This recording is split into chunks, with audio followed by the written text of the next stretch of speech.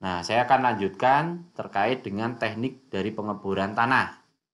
Ini sebenarnya kemarin sudah kita singgung, kita akan lihat ya. Di sini nanti akan disajikan beberapa kendala. Kalau kemarin adalah secara teoritisnya, kita akan lihat teman-teman. Oke, teknik pengeboran yang umum digunakan di konstruksi gitu ya.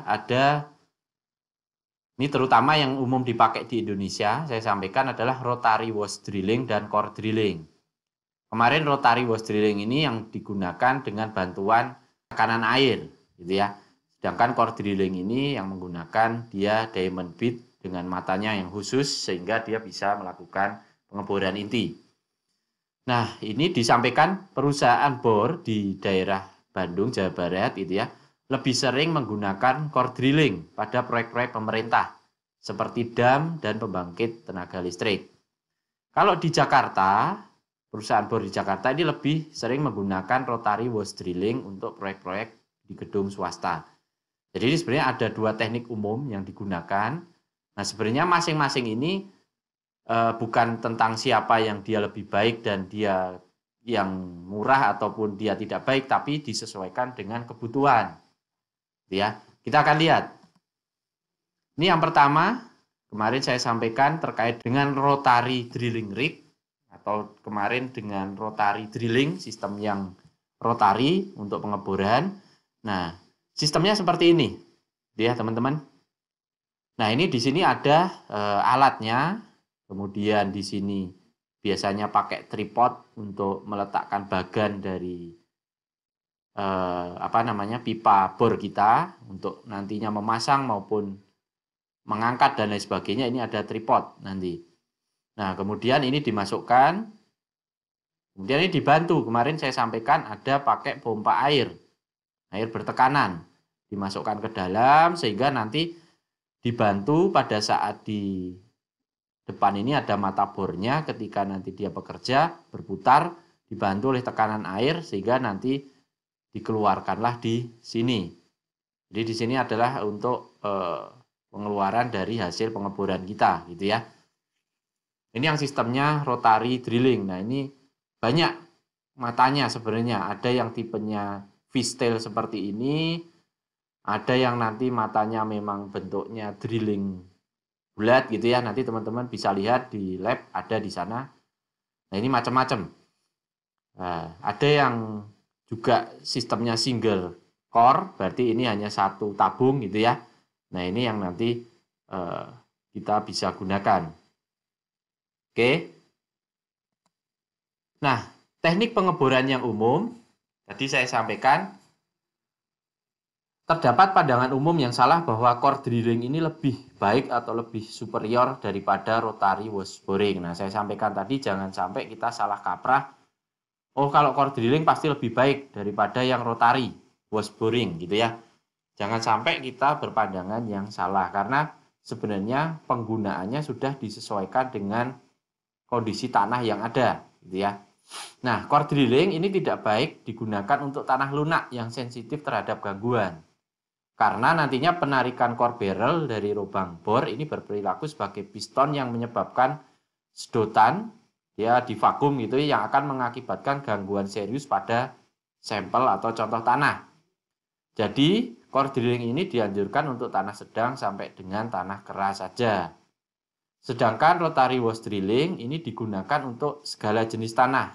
Namun tidak dapat memperoleh contoh tanah sehingga tidak bisa mengidentifikasi secara fisik seperti pada teknik core drilling. Hal ini dapat diatasi, jadi rotary wash drilling memang tadi bercampur dengan air sehingga kita tidak bisa memperoleh contoh tanah, terutama yang undisturbed gitu ya, seperti core drilling. Tapi solusinya ini bisa diatasi dengan mengambil contoh tanah pada saat kita melakukan uji SPT. Jadi ini dikombinasikan dengan uji SPT.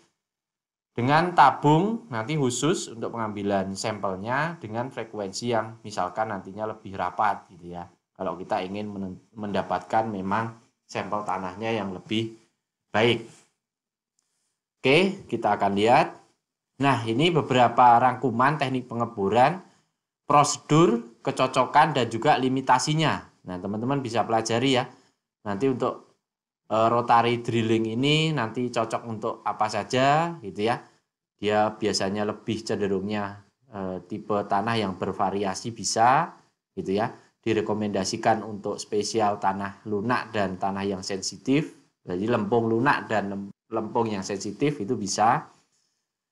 Kemudian secara relatif dia tidak mengganggu contoh tanah ketika pengoperasionalnya secara benar, gitu ya.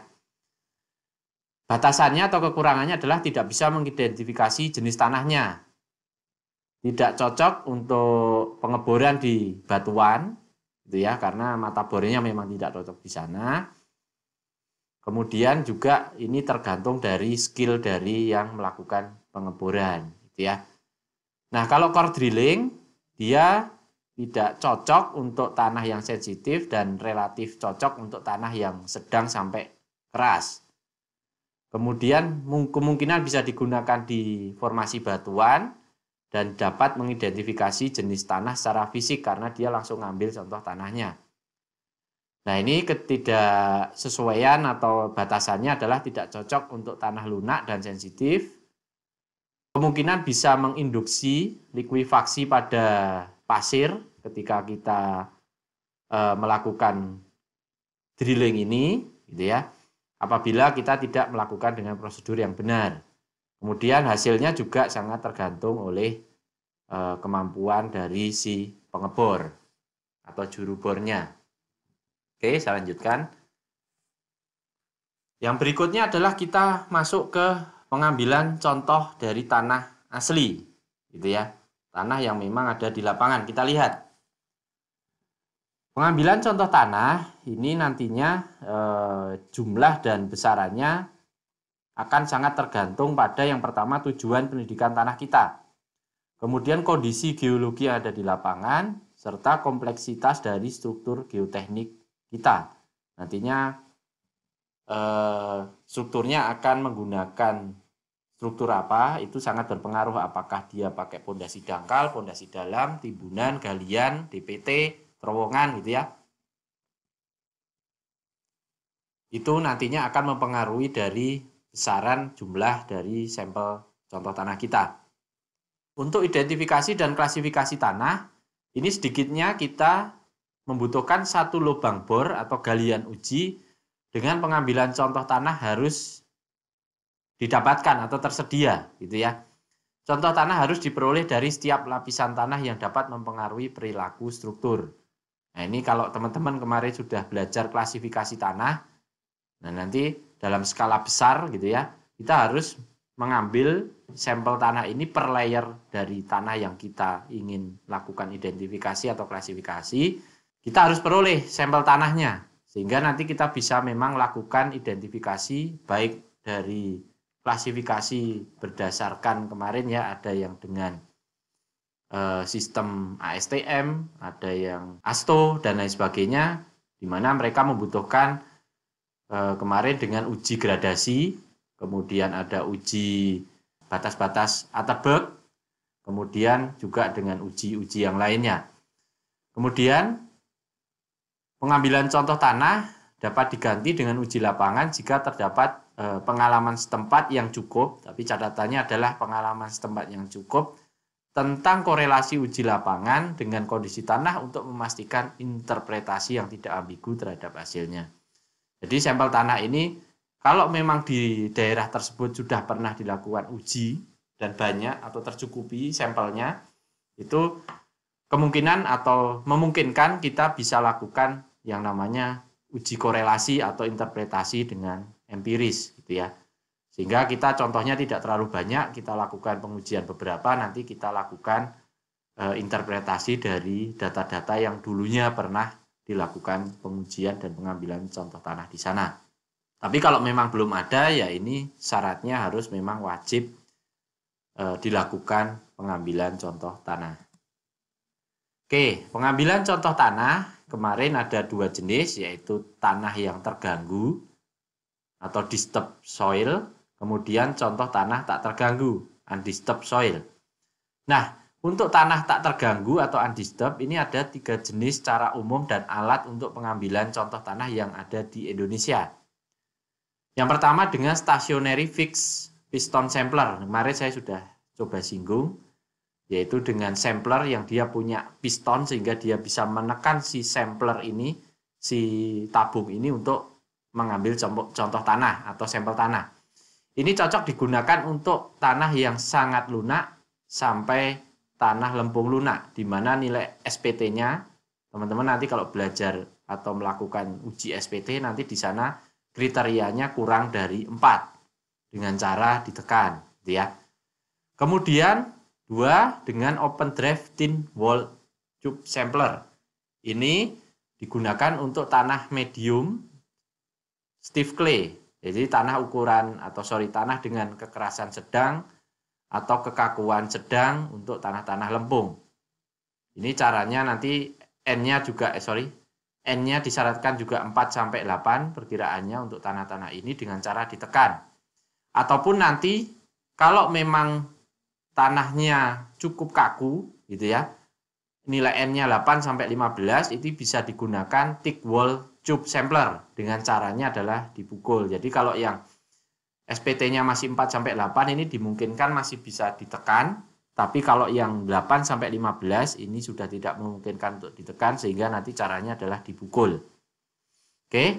Kemudian yang ketiga adalah double atau triple tube core sampler.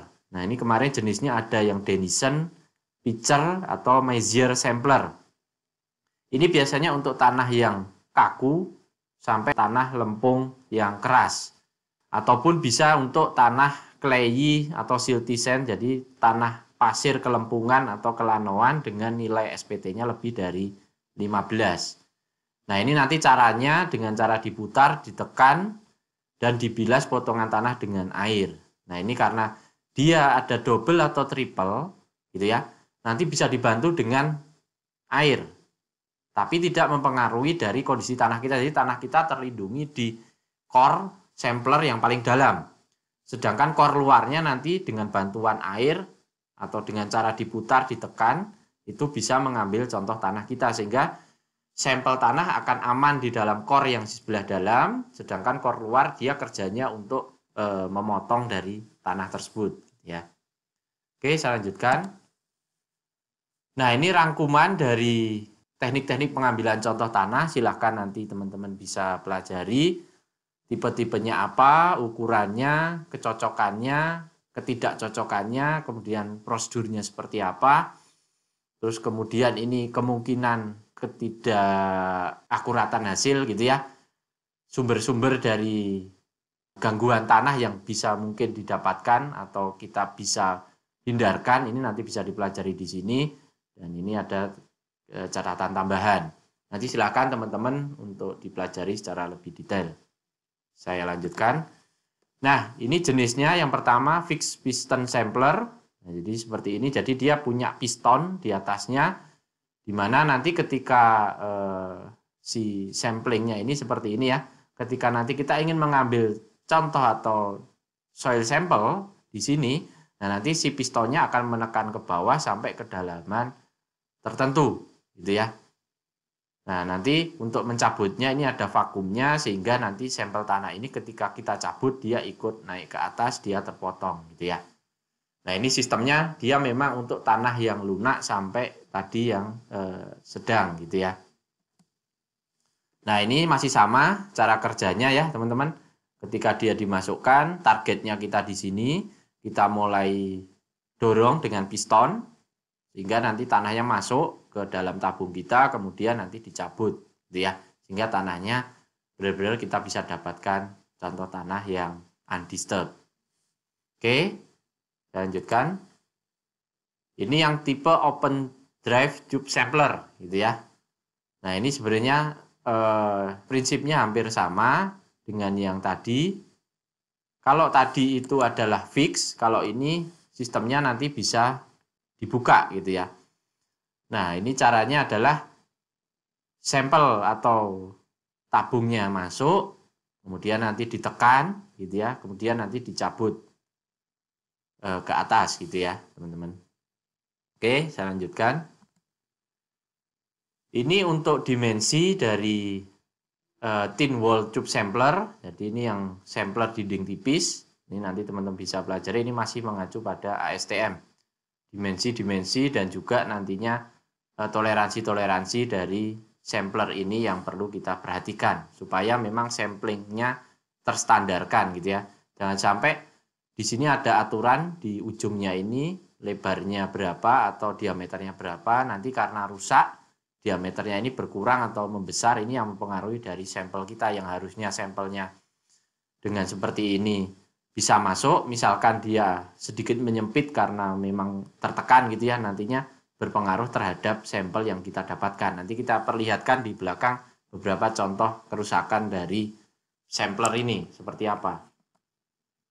Ini double atau triple tube sampler. Jadi kalau di sini samplernya ada berlapis-lapis ya, dia di bagian dalam untuk nanti mengambil sampling tanahnya. Kemudian di bagian luarnya itu dia nanti ada lagi tabungnya, ini yang fungsinya dia untuk motong ya, untuk memotong dan menggali si tanahnya. Kemudian nanti sampel memang benar-benar masuk ke dalam inner tube-nya yang di dalamnya gitu ya, sehingga dia lebih presisi dan lebih didapatkan contoh tanah yang memang benar-benar terlindungi dari gangguan gitu ya. Oke, ini tipe yang lain, triple tube sampler dari Messier yang model tipe baru.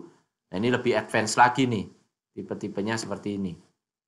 Oke, saya lanjutkan.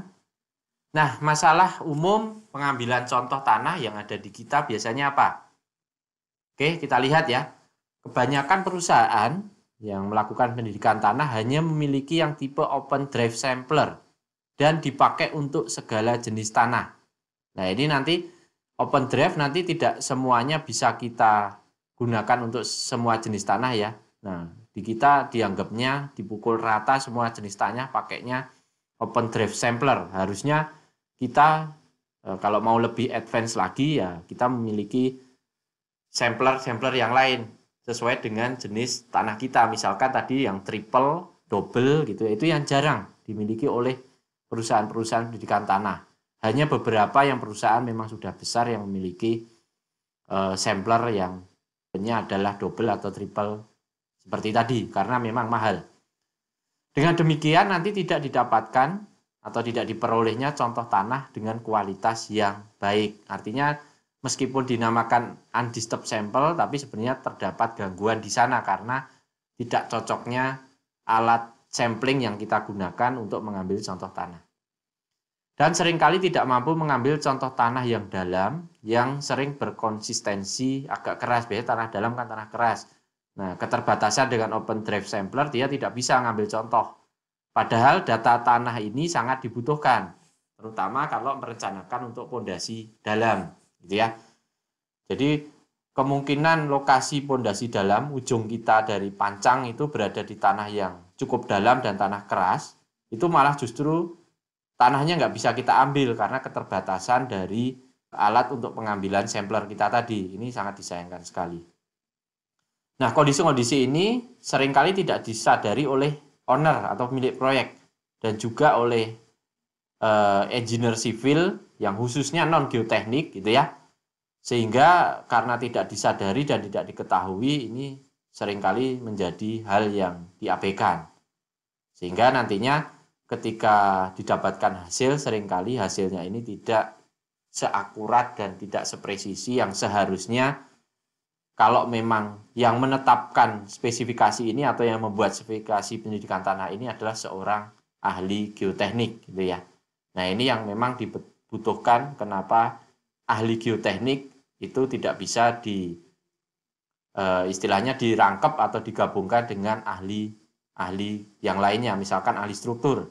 Nanti beda sendiri, ahli geoteknik ada, dia memang cenderungnya lebih spesialisasi kepada masalah-masalah geoteknik, dan nanti ahli struktur terkait dengan perhitungan struktur. Dan ini nantinya teman-teman kalau di suatu proyek, terutama proyek yang besar gitu ya, yang hubungannya nantinya dengan geoteknik harus disyaratkan di sana adanya seorang ahli geoteknik untuk memang mendapatkan hasil penyidikan tanah yang presisi. Oke. Kemudian beberapa detail teknis yang sering juga tidak diperhatikan oleh seorang juru bor, gitu ya. Yang pertama menggunakan tabung yang tidak seamless atau penyok gitu ya, atau oval, atau masih terdapat tanah kering dalam tabung sisa proyek terdahulu karena tidak dibersihkan gitu ya. Ini kadang kalau kita tidak aware sebagai pengawas ataupun pemilik proyek, nah sembarangan mereka pakai samplernya tadi, ada yang sudah penyok, ada yang bentuknya oval yang harusnya lingkaran gitu ya. Tidak dicuci atau dibersihkan dulu, ini nanti mengganggu dari hasil dari sampel tanah kita. Ada juga yang ujung tabung tidak mengerucut, tidak tajam, bahkan rusak menggerigi. Nah tadi di depannya ujung tabung itu kan ada su, namanya sepatu, dia lebih menguncup gitu ya, mengerucut. Nah ini ada kadang karena sudah lama dipakai dan sebagainya rusak, bahkan yang menggerigi. Nah ini nanti mempengaruhi hasil. Kemudian tebal dari tabung tidak sesuai rasio area yang disyaratkan standar, misalkan STM. Tadi ada ya dimensi dari tabungnya berapa, diameternya, tebal dari tabungnya berapa, ini sangat berpengaruh. Kemudian ball valve pada kepala sampler yang hilang atau karatan, sehingga nanti fungsi ventilasi tidak bekerja ketika dia mengambil contoh tanah. Jadi nanti malah tanahnya ini semacam terpadatkan karena kita ngambilnya pakai sampler ini, sedangkan yang ada di atasnya valve-nya atau lubangnya itu tidak bekerja atau buntu gitu ya. Kemudian memaksa menurunkan sampler pada lubang bor yang mengecil. Nah ini juga nantinya salah juga, samplernya ini harusnya mengikuti lubang bor yang ada. Kalau dia terlalu kecil nanti juga sampelnya akan lain. Banyak endapan namun tetap diambil contoh tanah. Nah ini juga nanti berpengaruh ya teman-teman, ketika pakai yang rotary wash drilling itu harusnya dibersihkan dulu endapannya sampai dia benar-benar bersih, baru kita ambil sampel tanahnya. Kadang karena tidak perhatian atau dia tidak aware, asal main ambil sampelnya, nanti endapannya masuk ke dalam sampler tanah kita. Nah ini nanti mengurangi keakuratan dari sampel tanah kita. Menekan tabung berkali-kali atau memukul masuk. Nah tadi kan memang tabung ada yang sistemnya dipukul, ada yang ditekan. Ini karena mungkin tidak tahu, yang harusnya didesak atau ditekan, dia dipukul gitu ya. Ya kalau memang tidak sesuai atau tidak bisa, ya kita harus pakai dengan tabung sampler yang memang sesuai dengan kondisi di situ, jangan dipaksakan gitu ya. Ini sama juga penetrasi tabung yang berlebihan. Akibatnya apa? Contoh tanah yang awalnya diharapkan undisturbed menjadi undisturbed yang semu karena ada gangguan-gangguan yang kita sebabkan sendiri gitu ya.